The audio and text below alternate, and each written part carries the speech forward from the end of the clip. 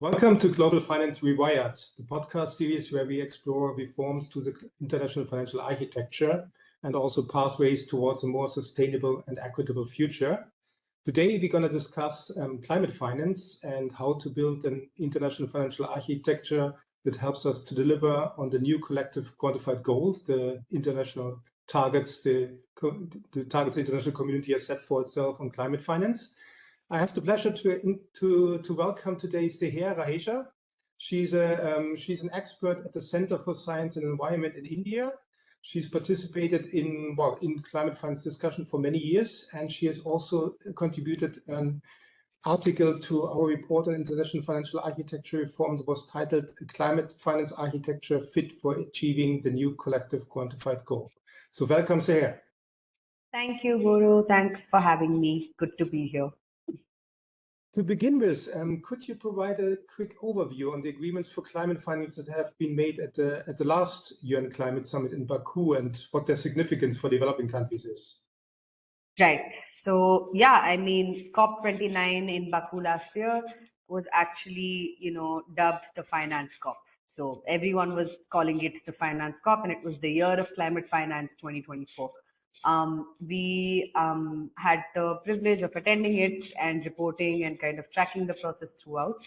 So in Baku, essentially, what was agreed was the new collective quantified goal on climate finance, or NCQG, which is basically a commitment by developed countries to take the lead in providing at least 300 billion USD per year by 2035 for developing countries for climate action. This was actually to supplement the previous goal, which was commonly called the 100 billion goal, which was decided way back in 2009 during the summit in Copenhagen, which some referred to as Brokenhagen because the outcome was so bad and 100 billion was abysmally low then for climate action for developing countries. And honestly, unfortunately, 300 billion agreed on last year in Baku was also a little too low, a little too late. So that was the general consensus. And the implications for developing countries then mean that they did not, this goal was, I think, less than a fifth of what they originally demanded. They wanted at least 1 trillion or more per year as the climate finance target that the international community agrees upon. And they wanted it to be mainly a provision goal in that developed countries provide it to developing countries and not leave it to all kinds of sources, variety of actors, private sector included, which is kind of what the final outcome actually alluded to. So yeah, this was the big outcome at COP29 in Baku, and maybe we'll get into the details as we go forward. Yeah, I remember that not everyone was happy with the outcome, and despite the fact that the figures sound very high, it doesn't seem to be sufficient to cover the needs. But you also say that in your article, you write that this is also a moral imperative for richer countries, for developed countries to provide climate finance to developing nations. Could you elaborate a little bit more on this? Yes, thank you for asking that question, because that kind of gets into the rationale, I think, of what CSE was also advocating for at COP, right, for this NCQG. I think to begin with, we have long stood for an equity-centered position on climate action and climate finance as well. Climate justice is at the core of the position that CSE has taken. So what that means is that to various international climate negotiations like the UNFCCC, which is the Framework Convention agreed in 1992, and the Paris Agreement in 2015, developed countries have actually formally reaffirmed their obligation to support developing countries financially based on the principle of common but differentiated responsibilities and respective capabilities. So this is basically international law and policy jargon to say that everyone needs to contribute towards finance, which is an enabler of climate action, but based on their differentiated responsibilities. Now, where does that differentiated responsibility come from? It comes from the historical emissions and the historical responsibility that the global north has towards the rest of the world. And why is that, or what is that moral imperative? I think it's essentially that developed countries have contributed the most to the accumulation of the greenhouse gases and the emissions that are in the atmosphere, which have led to the crisis that we're in right now. And they have also historically reaped benefits, the economic benefits and the financial benefits, and even the political benefits, arguably, of the pollution that was caused by this greenhouse gas emissions, right, historically. So we look at, I think, climate finance not as aid, but rather a form of compensation, reparation even, if you might, for the damage that has already been caused by the 7 big historical polluters. So I think that's kind of where the moral imperative is essentially coming from. And even in the NCQG debate, to contextualize it to today's conversation, I think it's also true that developed countries or the richer Western nations that are continuing to pollute even now also have the economic capability or the capacity to do that kind of provision of finance. So there's really no question. It's like you have a historical responsibility and you have a financial capacity. So I think that's where we are coming from. Yeah. Okay, and talking about compensation and this and damages, you also highlight that developing countries are more affected by the impact of climate change than developed nations are. Could you explain these disparities? Why is this? Yeah, so I think when we say that, also in the article that you're referring to, which we wrote, developing countries are disproportionately impacted. That statement is also to be seen in the context of how these are countries that have contributed the least to the global, greenhouse gas emission accumulation, and yet they are disproportionately impacted much more. So, in combination, these two factors, I think, also speaks to the equity part of the previous question. So, just to give you some factual, substantiation of this sentence, I think one example is that there's a World Bank report from a couple of years ago which said that the 74 countries in the world, from the poorest countries, 74 of the least income countries, low income countries of the world, together they emit only about 1/10 of global emissions today. But in the last decade alone, they've experienced 8 times as many natural disasters that are worsened by climate change. So they're not really contributing to the emissions, but they are the most vulnerable to the impacts of climate right now. And there's also a difference in how much a natural disaster can economically impact a country in terms of, say, which can be expressed, say, as a percentage of the damages as a percentage of its GDP. So when Vanuatu was hit in 2015 by a really bad tropical cyclone Pam, the damages in expressed as a percentage of its GDP amounted to around 64%. But when Europe saw heat waves, or when Germany in 2021 saw really, really bad flooding, I think the damages amounted to about 0.9% of the country's GDP. So, of course, one could look at these figures and, we can say that, oh, it depends on the severity of the disaster as well. How can you make such a statement? But if the severity is more, that also only highlights the point that I'm trying to make, which is that they're much more vulnerable to these disasters to begin with. And the economic fallouts of that are also just much, much worse for developing countries. And can I just add one more point, or am I out of time? Yeah. Go ahead. Just one more point. I think this is not in the article that we wrote for you, but CSE's climate change program, we did another fact sheet on debt and climate just a few months ago. And we found that of the most climate vulnerable LMICs, or the low and middle income countries that are the most vulnerable to climate change, according to the Notre Dame Index, 36 of them are either at high risk of debt distress, or they are already in debt distress. So even when you're looking at the climate and debt question, it's those countries that are physically the most vulnerable that are also financially, fiscally, and economically more vulnerable. So I think, yeah, essentially the countries that are contributing the least to the emissions historically and are suffering the impacts in much, much bigger ways. That's what we're getting at in the piece as well. So I'll stop there. Oh, indeed, we have multiple crises which are reinforcing each other nowadays. Precisely, yeah. I mean, we talked about how much money, not how much money we need, but how much money was pledged, at least rhetorically, at the climate summit. Let's come to the central topic of our debate, which is the international financial architecture. I mean, yes. If we need to mobilize the money, if we want to transfer the money, what are key features of an international financial architecture, which the international financial architecture should have to make this all possible? Right. That's a very good question, because I think the NCQG discussion, and we've alluded to this in the article as well. The conversation was happening within the UNFCCC bubble, but in reality, finance is not going to flow from only decisions that come out of climate diplomacy or multilateralism. They're going to flow, and it's only going to make a difference if various sectors and various different silos come together. So let me explain what I mean by that.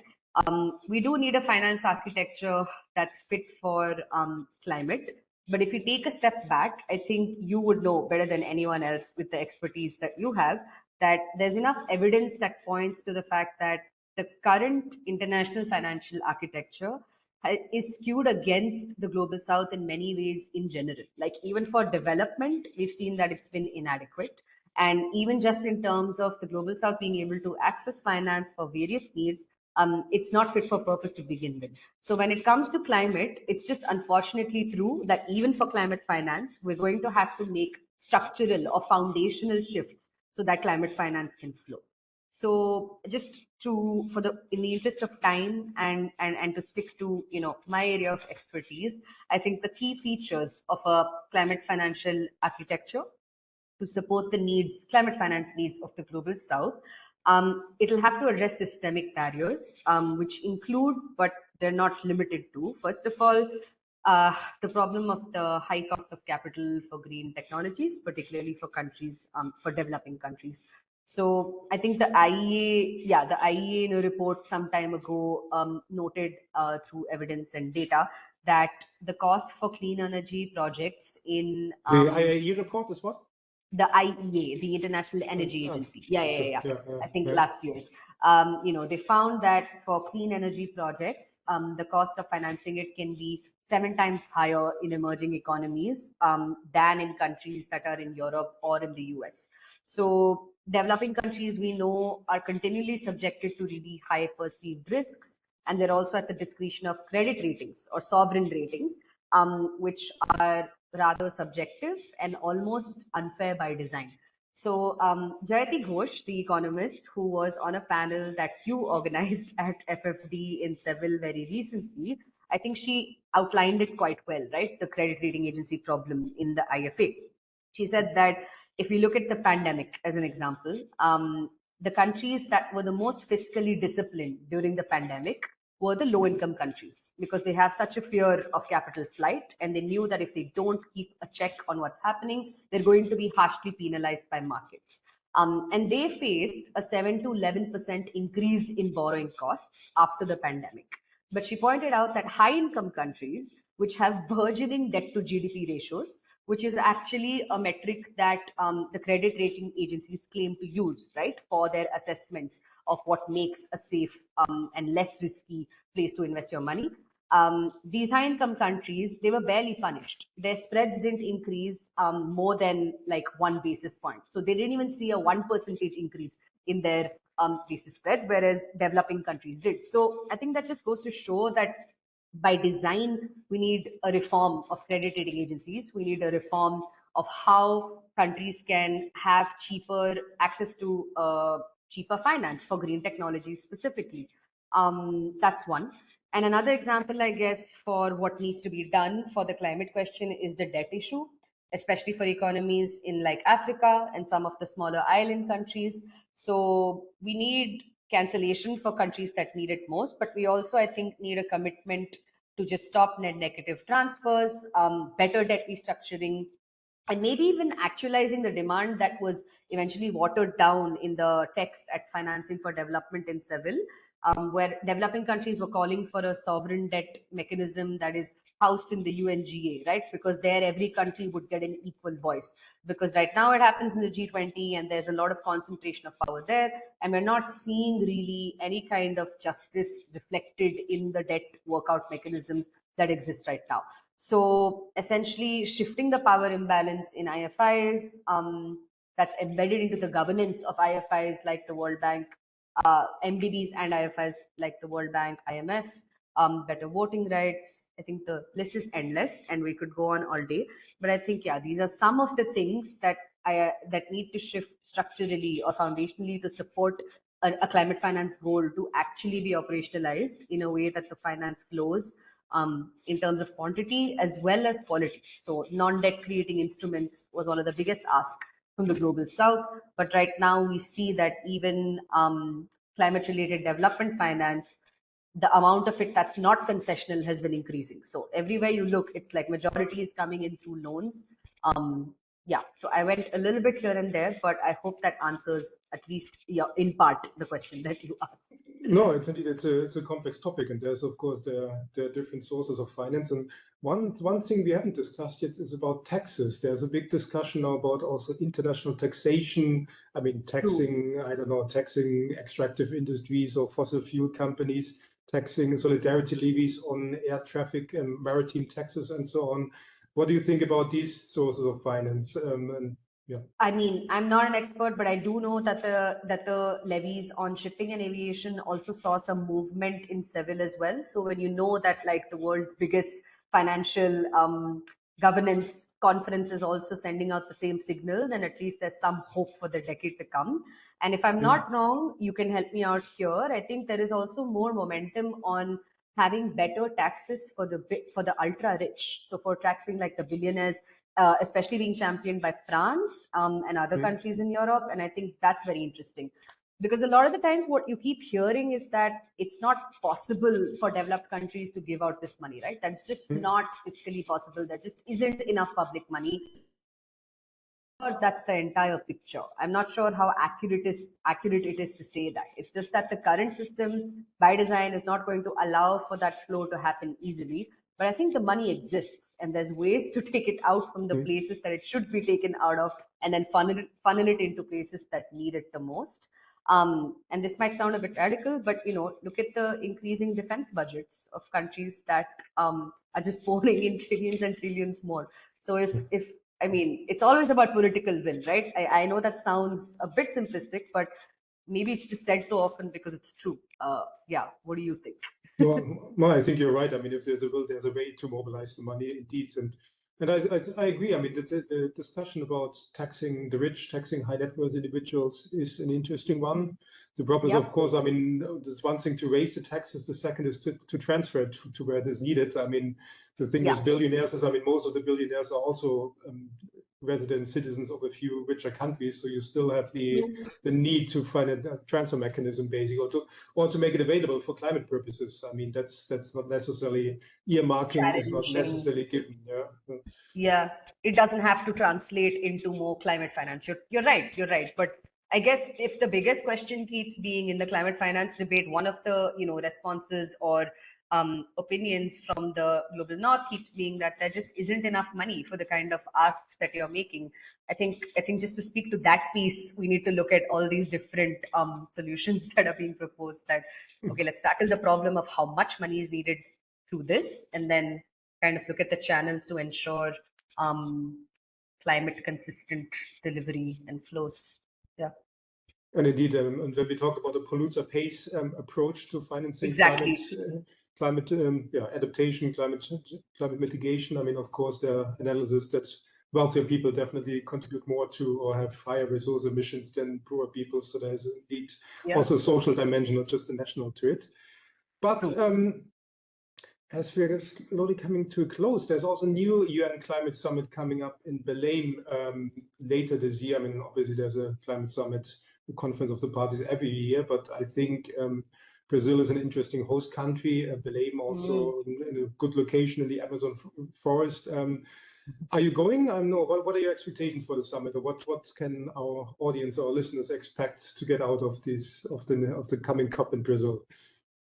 Well, I mean, it's 30 years of COP. That's like a landmark one. So everyone's kind of watching Brazil very closely. They've also had such an interesting shift in government over the last couple of years. So right now they're in a really good place in terms of their rainforest champion is leading the way. We are going to be at Brazil. So we will be in Belém. CSC will be attending. We send a delegation each year.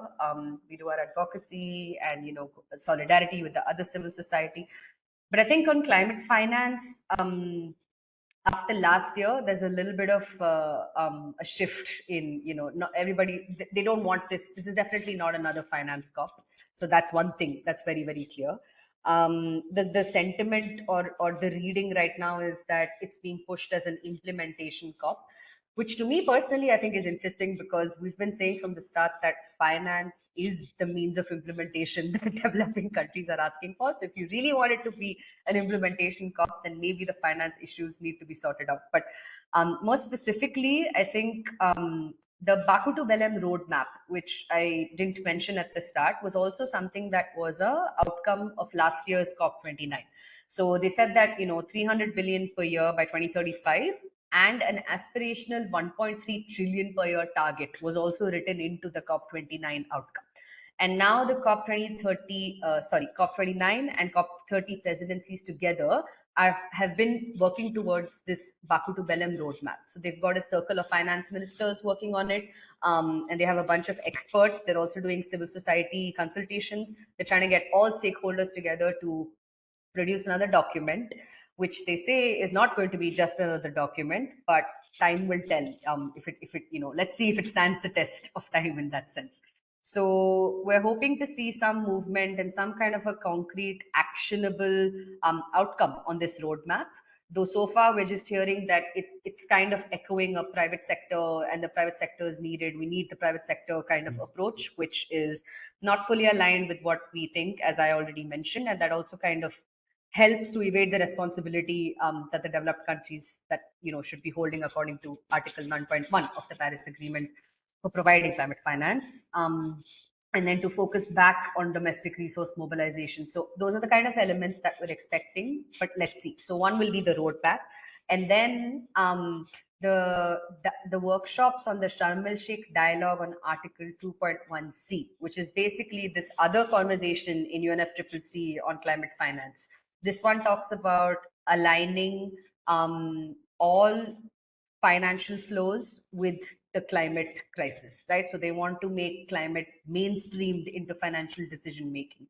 So this is a conversation that's been happening under this Sharm el Sheikh dialogue. That is supposed to conclude this year at COP30 as well.